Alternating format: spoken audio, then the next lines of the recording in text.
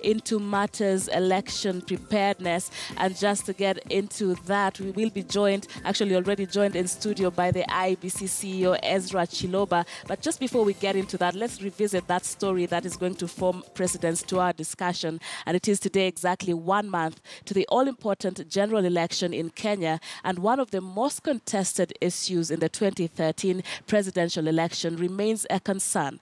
Questions remain among both candidates and voters on how clean the voter register is and why accessing details from it is such a challenge. Timothy Otieno sought answers from the Electoral Commission and now reports.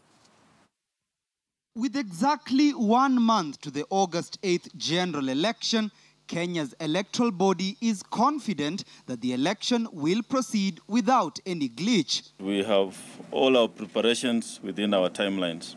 But that statement has since been followed by a court directive to suspend ballot printing for the presidential election that could derail the entire process. Another issue the IEBC has to contend with is the growing concern over the availability of the IEBC voter register to the public.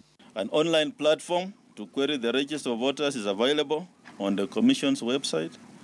One needs to enter only your ID or passport number, whichever document we use to register. Even though the register is available online, some, like Advocate Moses Chelanga, believe that that mechanism is not available for all Kenyans who may not have access to the web and does not include details of voter names per constituency. I'm yet to see the complete voter register, because a voter register would include details of a particular voter. For example, if it is my name, Moses Chelanga, should show my name, my ID, my polling station, and also my biometric data, that is using the BVR or EVDs. The law requires us to publish the numbers, not the names. Commissioner Roslyn Akombe prescribes a remedy for those wishing to get finer details of the register. Write a letter to the Commission accompanied by a banker's check of 20,000 shillings and the list is yours. We have already seen political parties have written to us. They have sent their banker's check, and we are working on getting them access to the register. It's a directive pegged on Section 27 of the IEBC Act, which states that a request for information in the public interest by a citizen shall be addressed to the Secretary or such other persons as the Commission may for that purpose designate, and may be subject to the payment of a reasonable fee in instances where the Commission incurs an expense in providing the information. The IEBC says that printing of a list of more than 19.6 million names is a logistical and financial nightmare. Moses believes 20,000 shillings to access a register is a bit too much. I mean, those charges are usually charged in every government department, but I think for a register it would be an exorbitant amount of money because it is just photocopying. That is what is in the regulations, including the amount of money. And so should Kenyans question that, I think it's something that they can bring up in the next amendments to the regulations. And so I wrote a letter to the IEBC requesting for a copy of the complete register. A letter that until the broadcast of this story was yet to be responded to. The opposition has claimed that the KPMG audit report on the voter register reveals presence of dead voters within the list. People die every day, and we all know that. Even on the 7th night of August, some people die. So you can never have really a clean register. The opposition has also criticized the Commission for not making the report public, despite portions of the audit being made available on the IEBC website. With Parliament making necessary legislations to enhance the public's right of access to information, a right guaranteed in the Constitution, the question then is how much of such access is available and to what extent should the public probe, especially when it comes to sensitive issues such as the elections. Timothy Otieno, KTN News. All right, and to answer some of those questions that we see Timothy has asked there, I'm now joined by Ezra Chiloba, who is the CEO of IEBC. Many thanks for joining us this evening. Thank you, And Sharon. so many questions, Yeah. so many doubts, Yes. so many aspersions being cast. Right. You know, it's exactly 1 month to the general election, right. assuming the calendar will remain. There's a lot of stuff going on right now. What assurance can you give Kenyans? First, that the voter register is clean. We've had that about 1 million people who are dead already are still in the register. So what assurance? Look, the Commission has the responsibility of ensuring that we have a register that is credible, comprehensive enough, and accurate to the extent possible. And if you look at the initiative that we've taken, or the initiatives that we've taken in the last couple of months, was actually to ensure that we achieve just that, a credible, comprehensive, and accurate register of voters. And how did we do that? We registered, up to now, we are talking about 19.6 million voters, comprehensive enough. In terms of accuracy, we opened the register for purposes of verification, and that's the procedure that is set out in law. A period of 30 days, Kenyans were invited to go and verify the biometric details and other details that relate to their being voters or registered voters. And that process closed on the 9th of June. Then we had the KPMG audit. So the findings of the KPMG report, as well as the observations made during the verification exercise, enable us now to update the register, correct to the extent possible, and we believe that we have a credible register that is adequate for purposes of this election. But there have been questions that there are up to 1 million dead voters still in the register, and that this would create room for foul play. Now, one thing I should also assure Kenyans is this. As the chairman said, you cannot have 100% the register. You cannot get rid of deceased persons in the register 100%.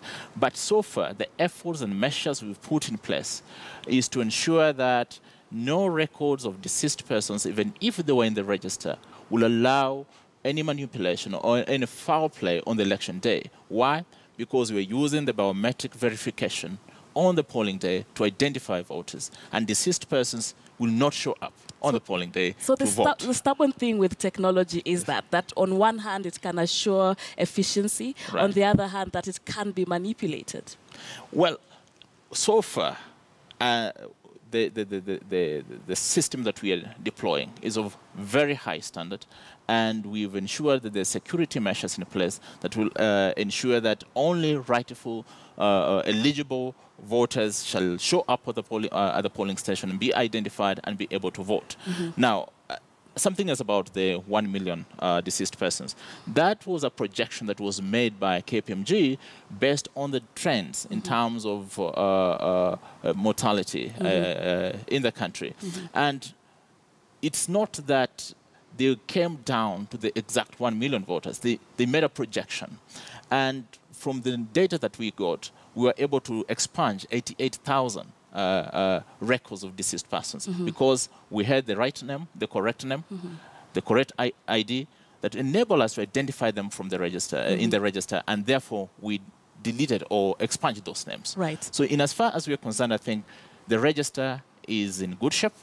The register is ready for purposes of the general election, and we're going to ensure that we have measures that will guarantee that only eligible persons show up to vote. All right. And so the Commission has been, to the courts a number of times, yeah? Right. And yesterday, that ruling that was made by the High Court, quashing that tender for the presidential election presidential ballot papers, and now you have to retender. So on one hand, it would appear that the Commission has complied with that ruling, especially on the aspect of public participation, because you gave a statement today asking for the public to give their memoranda.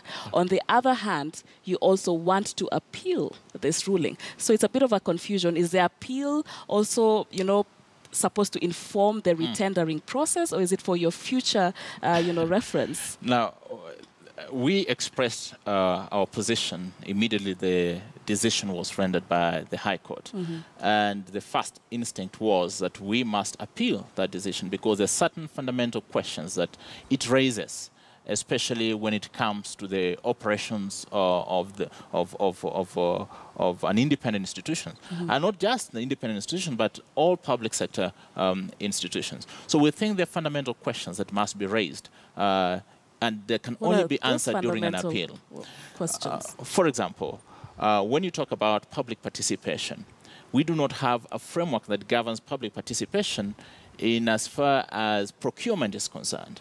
And if you have, for example, an open tender, must you also have public participation in open tender? If you have restricted tender, must you also have public participation in that? If you come to direct procurement, because there are conditions that must be fulfilled when it comes to direct procurement. So in addition to that, must you have public participation at all given points in time. But most fundamentally is the nature of the decision.